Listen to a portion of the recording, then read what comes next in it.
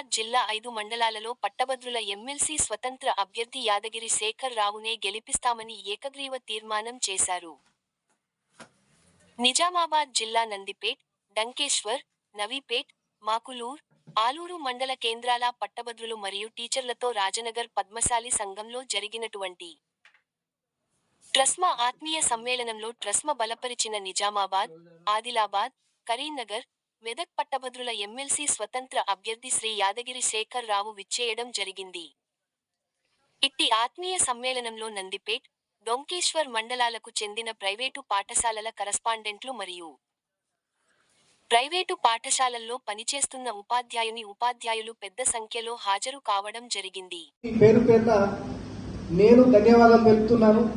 అట్లాగే మీ యొక్క సహాయ సహకారాలు ఎప్పుడు కూడా నందిపేట ట్రస్మా సోదరులపై ఉండాలి.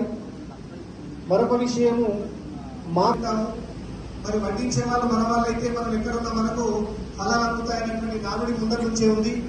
కాబట్టి మరి మన ట్రస్మా తోటి కరస్పాండెంట్ శ్రీ యాదగిరి శేఖర్ రావు సార్ గారిని మనం గెలిపించుకుంటే మీరు మా దగ్గరకు వస్తే మేము సార్ దగ్గరకు వచ్చి ధైర్యంగా పనిచేయించుకోగలుగుతాం. మరి సార్ చేసినటువంటి సేవలను గురించి, ట్రస్మా సేవలను గురించి తర్వాత పెద్దలు వివరిస్తారు. మరి ఈ కార్యక్రమాన్ని ఉద్దేశించి